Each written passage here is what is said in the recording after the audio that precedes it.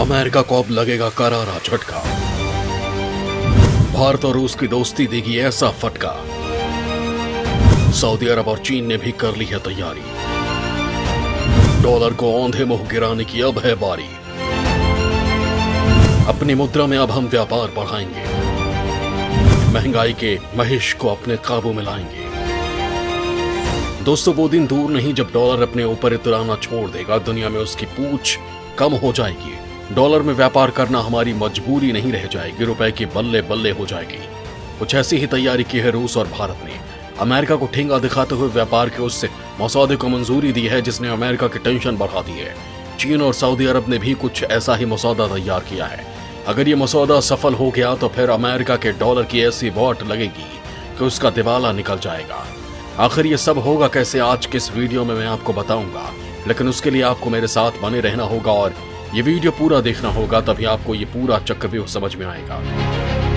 भारत रूस ने चल दी है ऐसी चाल, अमेरिका का हो गया है बुरा हाल।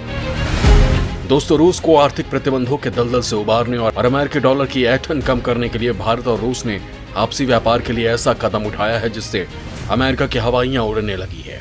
उसे चिंता सताने लगी है कि अब उसके डॉलर का क्या होगा, उसे कौन पूछेगा। रूस पर प्रतिबंध लगाकर उसकी अर्थव्यवस्था को पटरी से उतारने की उसकी रणनीति का क्या होगा, इस चिंता ने उसकी नींद गायब कर दी है। दिन का चैन छीन लिया है। उसे समझ में नहीं आ रहा कि भारत और रूस के इस कदम को रोकने के लिए वो क्या करे। दोस्तों, आपको रूस और भारत के इस कदम के बारे में बताऊंगा, लेकिन उससे पहले बता दूं कि ईरान ने भी भारत को कुछ इसी तरह की पेशकश की है। दरअसल अंतर्राष्ट्रीय स्तर पर कच्चे तेल की बढ़ती कीमत के बीच भारत के लिए राहत भरी खबर है। ईरान ने भारत की ऊर्जा जरूरतों को पूरा करने में मदद करने के लिए तेल और गैस के निर्यात को रुपया रियाल में फिर से शुरू करने की पेशकश की है। ईरान ने अपने एक बयान में कहा कि ईरान तेल और गैस के निर्यात के लिए रुपया रियाल व्यापार शुरू करके भारत की ऊर्जा सुरक्षा संबंधी जरूरतों को पूरा करने के लिए तैयार है। रुपया रियाल व्यापार तंत्र दोनों देशों की कंपनियों को एक दूसरे के साथ सीधा सौदा करने और तीसरे पक्ष की मध्यस्थता लागत से बचने में मदद कर सकता है। दोस्तों, यहां आपको बता दूं कि नई दिल्ली और तेहरान के बीच व्यापार के लिए एक विनिमय तंत्र था जिसमें भारतीय तेल आयातक एक स्थानीय ईरानी बैंक को रुपए में भुगतान कर रहे थे और इस धन का इस्तेमाल करते हुए तेहरान भारत से आयात कर रहा था। इससे ईरान भारत के लिए तेल का सबसे बड़ा सप्लायर बन गया था, लेकिन ईरान पर अमेरिकी प्रतिबंधों के बाद इसमें काफी गिरावट आई।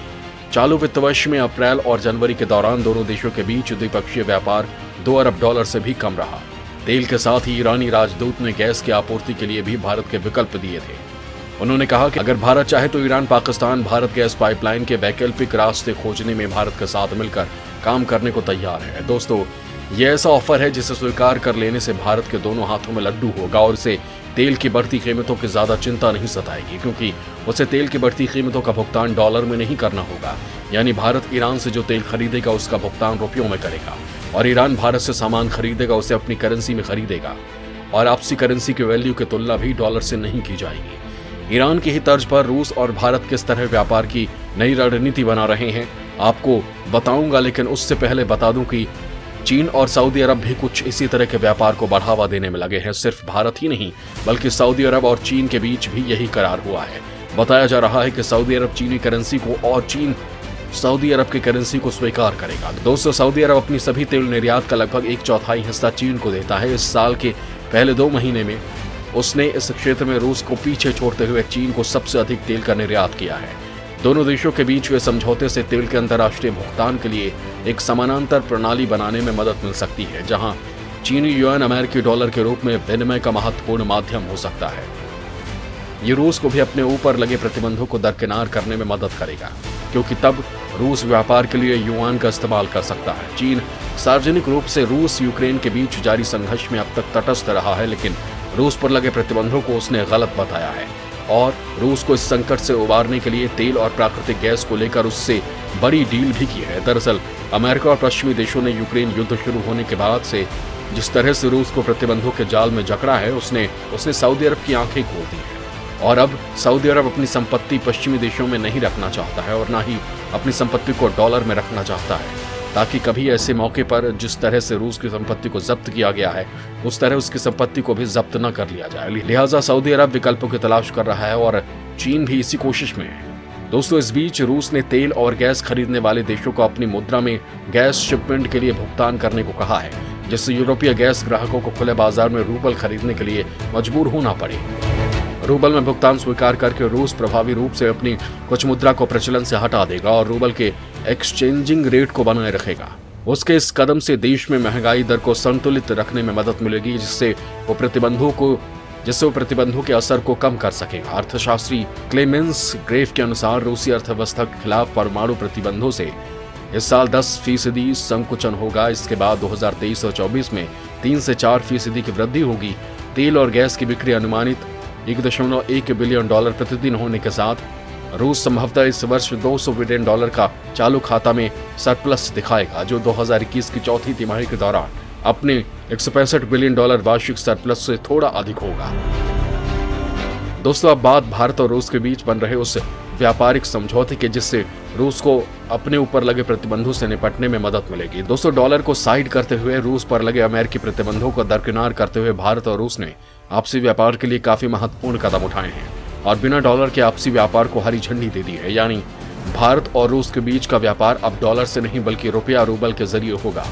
भारत और रूस के बीच निवेश को लेकर उठाया गया ये कदम काफी महत्वपूर्ण है।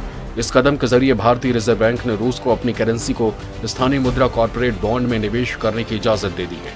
यानी भारत हथियारों के बदले रूस को जो रुपया देगा, रूस उन रुपयों से भारत में बॉन्ड खरीद सकता है। हालांकि भारत के केंद्रीय बैंक में रूस का खाता छोटा है, जिसमें सिर्फ $262 मिलियन अमेरिकी डॉलर की ही राशि है, लेकिन दोनों देशों ने जो अब नया कदम उठाया है उससे संभावित लाभ काफी ज्यादा है। यानी भारत रूस से जो सामान खरीदता है उनका भुगतान भारत रुपयों में करेगा और रूस उन रुपयों को भारतीय वित्तीय बाजार में निवेश कर सकता है, जो प्रतिबंधों से सुरक्षित रहेगा। एक रिपोर्ट के मुताबिक भारत ने रूस के प्रस्ताव को अमली जामा पहनाने के लिए अपने एक्सटर्नल कमर्शियल बोरोविंग नियम को बदल दिया है। भारत और रूस के बीच व्यापार के इस नए तरीके से अमेरिकी डॉलर रिजर्व सिस्टम को सांकेतिक झटका लगा है, क्योंकि अभी तक पूरी दुनिया में अमेरिकी डॉलर से ही व्यापार होता है और भारत ने उस सिस्टम को बाईपास कर दिया है। अगर कुछ और बड़े देश आपसी व्यापार को अपनी अपनी मुद्राओं में करना शुरू कर दें तो फिर डॉलर पर निर्भरता काफी कम हो जाएगी और अमेरिका के लिए यह बड़ा झटका होगा। दोस्तों, यहां आपको बता दूं कि साल 1971 में सोने के ट्रांसफर को अमेरिका ने एक तरफा फैसला लेते हुए हटा दिया था